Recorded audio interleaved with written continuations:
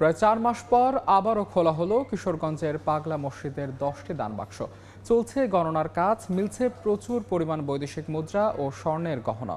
সকালে জেলা প্রশাসন ও সেনাবাহিনীর উপস্থিতিতে দান বাক্স থেকে পাওয়া বস্তা বস্তা টাকা নেওয়া হয় মসজিদের তৃতীয় তলায়। সেখানে গণনার কাজ করছেন শতাধিক মাদ্রাসা শিক্ষার্থী। সাধারণত ৩ মাস পর পর মসজিদের দান বাক্স খোলা হয়, কিন্তু এবার নানা কারণে তা ১ মাস পিছিয়ে যায়। সবশেষ ২০ এপ্রিল ৭,৬৮,০০,০০,০০০ টাকা পাওয়া যায় দান বাক্স থেকে। এবার এই সংখ্যা ছাড়িয়ে যাবে বলে আশা মসজিদ কর্তৃপক্ষের। সুউচ্চ মিনার ও ৩ গম্বুজ বিশিষ্ট ৩-তলা পাগলা মসজিদটি শহরের পশ্চিম প্রান্তে নরসুন্দা নদীর তীরে হারুয়া এলাকা অবস্থিত। বিস্তারিত জানাতে সেখানে আছেন রিপোর্টার নূর মোহাম্মদ। সরাসরি যাচ্ছে তার কাছে। নূর, মেঝেতে সারিবদ্ধভাবে বসা শত শত শিক্ষার্থী, সামনে টাকার পাহাড়।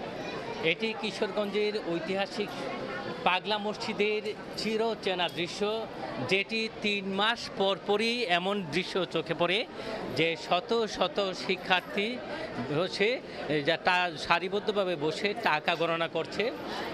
বরাবরের মতো সাধারণত প্রতি ৩ মাস পর পর পাগলা মসজিদের দান সিন্ধুকগুলা খোলা হয়। আজ সকাল 8:30টার দিকে 9টি দান সিন্ধুক খোলা হয়। মসজিদের নিচতলায় থাকা বিভিন্ন স্থানে থাকা 9টি দান সিন্ধুক খোলা হয় এবং টাকাগুলো বস্তায় ভর্তি করা হয় এবং এইসব দান সিন্ধুক থেকে 28 বস্তা টাকা পাওয়া যায়। আর এইসব বস্তা এই যে এইখানে মসজিদ কমপ্লেক্সের দ্বিতীয় তলায় মেঝেতে ঢেলে গণনার কাজ শুরু হয়। এখন যেটি চলছে প্রায় 9টা থেকে একটানা গণনার কাজ চলছে এবং এই যে গণনা সেটি সারা দিন ভর চলবে। একদিকে শত শত শিক্ষার্থী টাকাগুলা ভাঁজ করছে, প্যাকেট করছে, অপরদিকে ব্যাংকের যে লোকজন টাকাগুলা প্যাকেট করে ব্যাংকের মেশিন দিয়ে টাকাগুলা গণনা করা হচ্ছে। এমনই কর্মযজ্ঞ এটি 3 মাস পর পরেই চোখে পড়ে কিশোরগঞ্জের ঐতিহাসিক পাগলা মসজিদের এই দান বাক্সের টাকা।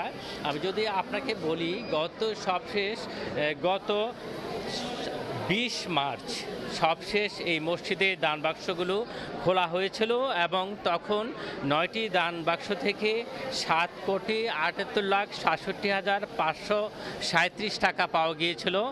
এবার প্রায় 4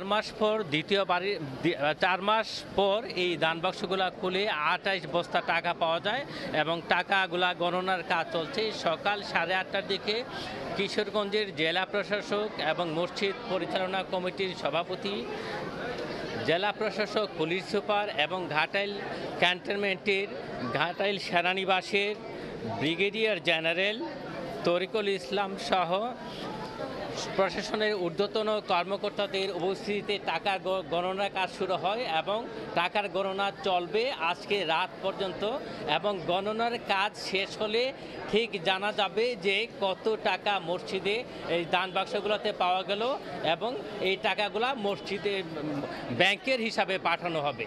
তো কিশোরগঞ্জের ঐতিহাসিক পাগলা মসজিদ থেকে আমার কাছে এই ছিল সবশেষ তথ্য। কিশোরগঞ্জের পাগলা মসজিদে চলছে টাকা গণনার কাজ, সে খবর জানতে সরাসরি যুক্ত ছিলাম সেখানে।